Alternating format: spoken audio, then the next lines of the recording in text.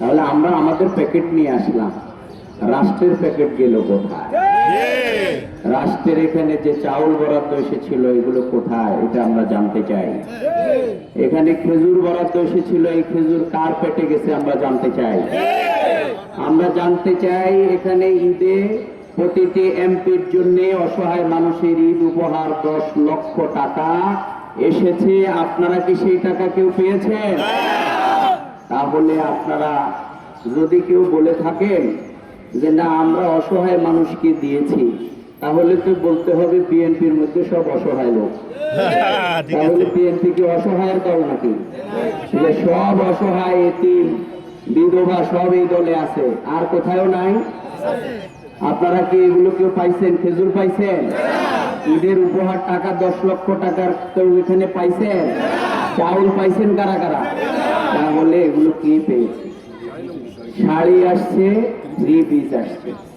আমরা কিন্তু আগে এগুলো জানতাম না, কারণ আমরা রাস্তায় রাস্তায় বিরোধী দল ছিলাম।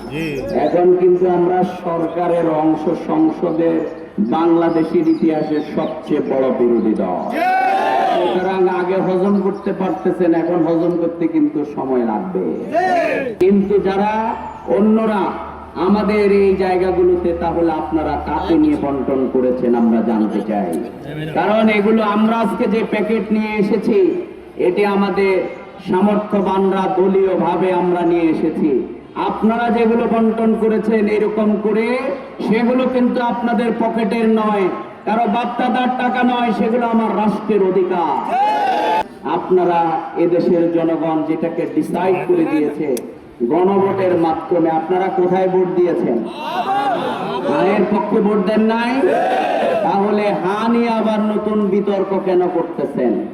সংসদে হাঁয়ের পক্ষে নিয়ে ভোট দেওয়ার পরে সংসদে দাঁড়িয়ে এটি নিয়ে আলোচনা করার কোনো অধিকার নাই। কারণ সংসদ এবং সংবিধান থেকে জনগণ অনেক শক্তিশালী। জনগণ 70% মানুষ হাঁয়ের পক্ষে রায় দিয়েছে, সেই রায় আপনাদেরকে বাস্তবায়ন করতে হবে। যদি বাস্তবায়ন করতে ব্যর্থ হন, আমরা জিজ্ঞাসা করতে চাই কোন সংবিধানের অধীনে 26 সালের 12ই ফেব্রুয়ারি ইলেকশন অনুষ্ঠিত হয়েছিল? মাননীয় স্বরাষ্ট্রমন্ত্রী, আপনাকে জিজ্ঞাসা করতে চাই। জুলাই আন্দোলন যদি না হতো, তাহলে দেশে অনেক রাজনৈতিক দলের নেতারা কিন্তু দেশের মাটি ছুঁয়ে পা রাখতে পারতেন না। আপনি নিজেও তো আরেক দেশে আপনাকে নিয়ে যাওয়া হয়েছিল, আপনি আসতে পারতেন কিনা?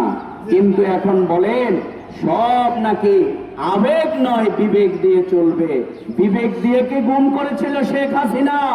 বিবেকের মাধ্যমে কি আপনাদেরকে, আমাদের নেতৃবৃন্দকে ফাঁসি দিয়েছিল?